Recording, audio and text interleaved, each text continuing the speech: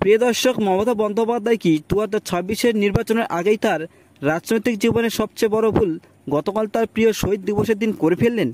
এমনিতেই কিন্তু এই 21শে জুলাই নিয়ে বাংলার সমস্ত ধরনের মানুষের প্রায় আগ্রহ কিন্তু হারিয়ে গিয়েছে। তার কারণ হলো, গুলি চালিয়েছেন সিপিএম সরকারের পুলিশ, মারা গিয়েছেন কংগ্রেসের যুবকর্মীরা এবং এদের লাশের উপরই কূটনীতির রাজনীতি করে মমতা বন্দ্যোপাধ্যায় ফাঁকতালে মজা মারছেন। এই সবাই যারা শহীদ হয়েছেন তাদের কথা না বলেন তিনি, মমতা বন্দ্যোপাধ্যায় বিজেপি পার্টির বদনাম করবেন, তাদেরকে গালাগালি দেবেন।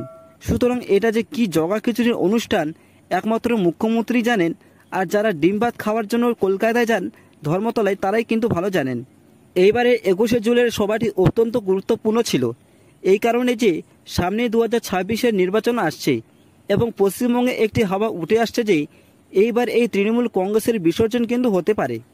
বিজেপি সরকার যদি সত্যিই টার্গেট করে লড়াই করতে পারে তাহলেই মুখ্যমন্ত্রী মমতা বন্দ্যোপাধ্যায়ের জীবনের শেষ 21শে জুলাই হয়ে দাঁড়াবে এই বছরটি। বিজেপিকে মানুষ এইবার প্রচুর পরিমাণে ভোট দেবেন, তার কারণ এই ব্যর্থ সরকারের দুর্নীতির দিনের পর দিন উঠে আসছে।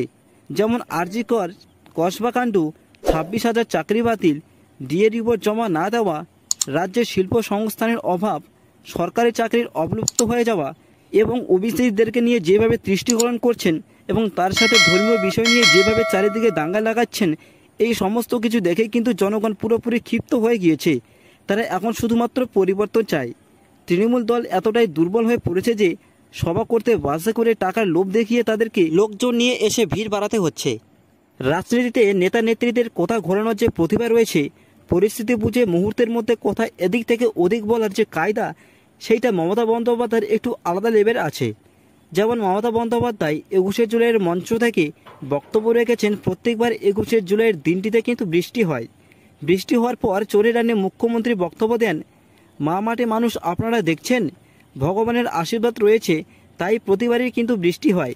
কিন্তু এইবার যেই মমতা বন্দ্যোপাধ্যায় দেখলেন বৃষ্টির কোনো নামগন্ধই নেই, গরমে মানুষের নাভিশ্বাস উঠে যাচ্ছে, সেখানে মমতা বন্দ্যোপাধ্যায়ের সঙ্গে সঙ্গে পুরো কথাটিকেই 180 ডিগ্রি বেগে ঘুরিয়ে প্রশ্ন করলেন, মা মাঠে মানুষ আপনারা দেখলেন তো, এইবার কিন্তু বৃষ্টি হলো না।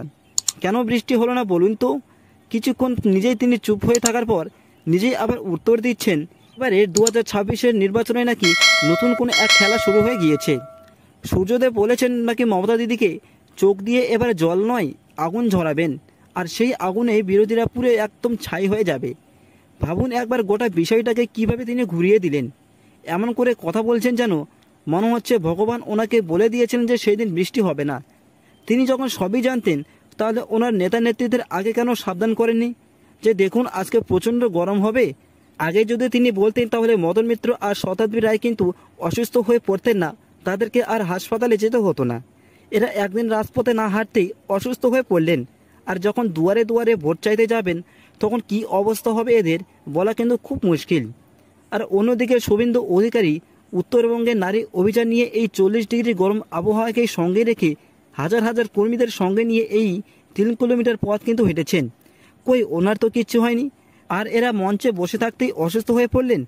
এরা করবে বাংলার উন্নয়ন, উন্নয়নের নাম করে কিভাবে নিজের পকেটে টাকা ঢোকাতে হয়, এই উন্নয়নটা তারা খুব ভালো করেই জানেন। প্রিয় দর্শক, আপনাদেরকে এই ভিডিওটি কেমন লাগলো কমেন্ট করে অবশ্যই জানাবেন, এবং আপনারা যদি আমার এই চ্যানেলে নতুন হন তাহলে অবশ্যই সাবস্ক্রাইব করে নেবেন। আপনাদের কাছে আমার এটি অনুরোধ রইল, এই ভিডিওটি প্রত্যেক পশ্চিমবঙ্গের সমস্ত বিজেপি কর্মীদের কাছে প্রচুর পরিমাণে শেয়ার করে দিন, যাতে প্রত্যেকের কাছে পৌঁছে যেতে পারে। রাজ্যের প্রত্যেক দিন দুর্নীতির খবর সবসময় নজর রাখতে এই চ্যানেলটিকে সাবস্ক্রাইব করবেন। প্রিয় দর্শক, দেখা হচ্ছে আপনাদের সঙ্গে নতুন কোনো বিষয়ে নতুন কোনো খবরে। ততক্ষণে দেখতে থাকুন, পাশে থাকুন। ধন্যবাদ।